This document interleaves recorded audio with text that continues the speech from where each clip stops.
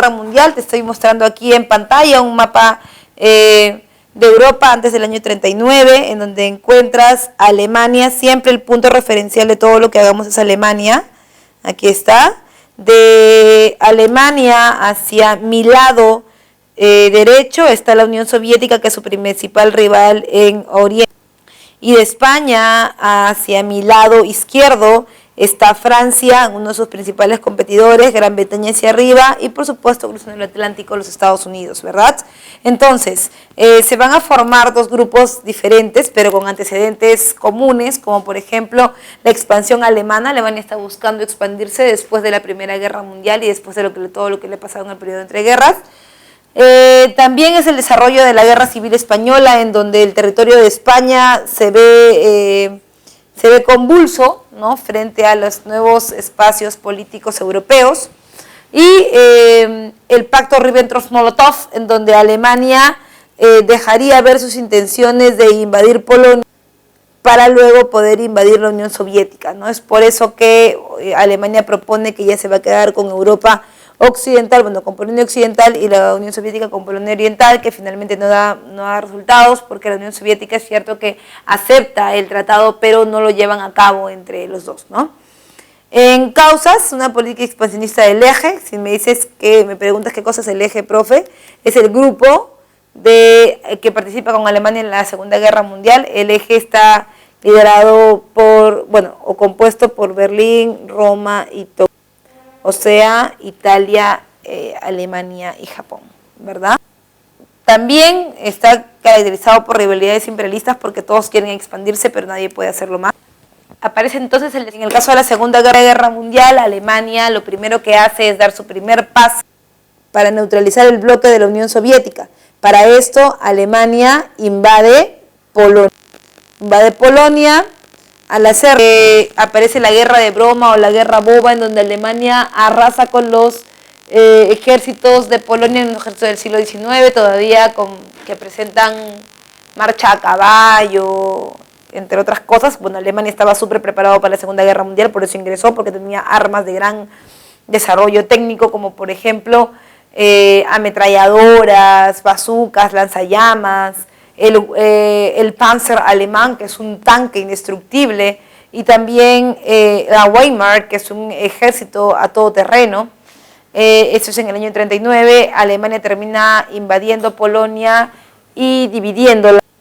Finalmente, en el año 40 se divide, entra hacia su frente occidental y divide Francia, ¿no? La Francia de Charles de Gaulle, una entreguista, ¿no? Y la Francia de Vichy, que es una Francia básicamente libre, donde va a haber desembarco del día D para poder ayudar a las tropas europeas, ¿no?, de Europa Occidental.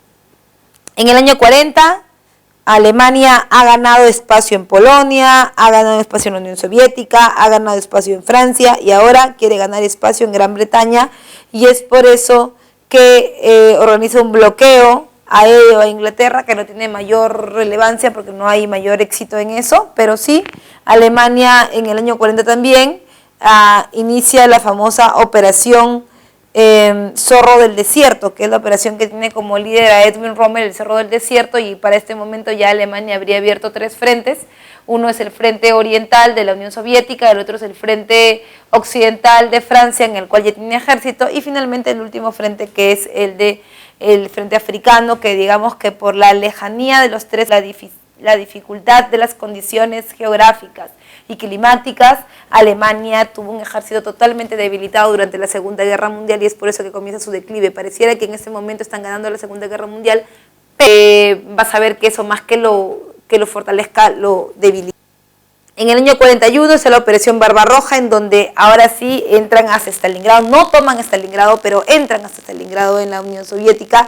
Y en el año 41, Japón, todo iba bien. Mira, Alemania sí es cierto que estaba desgastado, sí es cierto que estaba un poco débil, pero ahí está en la Unión Soviética, está en Francia, está en África del Norte, hasta que Alemania, digamos que recibe un gran golpe porque Japón invade la base aeronaval de Pearl Harbor. Pearl Harbor es una base aeronaval donde supuestamente Estados Unidos decía que ellos no tenían nada, que ellos no querían participar en la Segunda Guerra Mundial, pero estaba visto que en esa base Pearl Harbor se estaba acondicionando las armas, sobre todo los aviones, para que vuelen mucho más rápido y puedan competir con los aviones alemanes que eran, digamos que todoterreno. Así que indignadísimos por eso, Estados Unidos entra a la Segunda Guerra Mundial muy parecido a como entró en la primera vez por un mal cálculo, pero que ellos ya venían pensando a la Segunda Guerra Mundial. A Japón ha despertado al monstruo entonces, y vamos a la segunda parte, que es la parte de la ofensiva de los aliados. En la ofensiva de los aliados, Alemania va a dejar de avanzar, y ahora es cuando los aliados, o sea, la Unión Soviética, Francia, Inglaterra, van a golpear, y Estados Unidos, por supuesto, ¿no? Ellos van a golpear. Entonces, en el año 42 hay una derrota japonesa en marco de Midway. Estados Unidos le va a dar una probadita de su propio chocolate a Japón, ¿no? En el año 43 la derrota alemana en Stalingrado. Los alemanes habían avanzado hasta Stalingrado y ahora están retrocediendo como unas cucarachas. Están retrocediendo, van a atravesar toda la Unión Soviética, van a atravesar Polonia y van a regresar a Berlín. En el año 43 se invade al mismo tiempo, de manera simultánea, a Italia y cae Mussolini. O sea, Hitler está perdiendo, digamos, piso, porque son parte del sistema. Y en el año 44 es la estocada final con la operación Overlord, o también conocida como la operación Día D, ¿no es cierto? En donde Estados Unidos, bueno, los aliados en general, ¿no?, desembarcan sus tropas en el norte de Francia, que es Normandía, desembarcan las tropas y terminan con el avance de los alemanes en el año 45. No hay nada que hacer, se toma Berlín por el Ejército Rojo, bombardea Berlín, Estados Unidos. La Unión Soviética toma Berlín y se escucha por los megáfonos de todo Berlín que Hitler ha dejado el poder. No hay nada que hacer, la guerra termina. Se rinde Alemania durante la Segunda Guerra Mundial, y Estados Unidos le da una probadita de su propio chocolate a Japón y lanza 2 bombas atómicas, una es la de Hiroshima y la otra es la de Nagasaki, ¿no es cierto?, en donde se le enseña a Japón que no debe haberse metido con los aliados y que esa es la respuesta a los problemas que va a tener ahora más adelante, ¿no? En consecuencias, aparecen los juicios de Nuremberg, ¿no?, que son esos juicios de lesa humanidad que se le hacen a los alemanes por los crímenes cometidos contra los judíos, y los juicios de Tokio, que están hechos para también castigar los crímenes de lesa humanidad que se han convertido en la Segunda Guerra Mundial.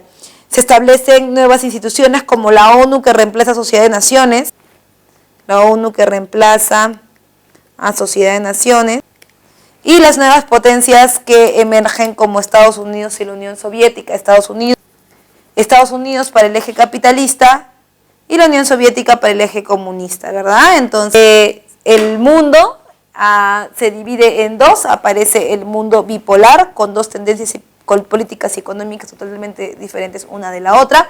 En el caso de Occidente es totalmente capitalista como Estados Unidos, y Oriente es totalmente comunista como la Unión Soviética. Es más, en medio de los dos, la ONU va a decretar que ningún país pueda invadir militarmente otro para evitar una guerra mundial, una nueva guerra mundial, y es por eso que Estados Unidos y la Unión Soviética no se pueden enfrentar directamente. Por eso es que lo que buscan básicamente, la Unión Soviética básicamente, es enfrentarse, pero sin que sus nombres aparezcan. Aparecen los nombres de los aliados de cada uno. Para el lado de la Unión Soviética, los países satélite, y para el lado de los Estados Unidos, los países procapitalistas.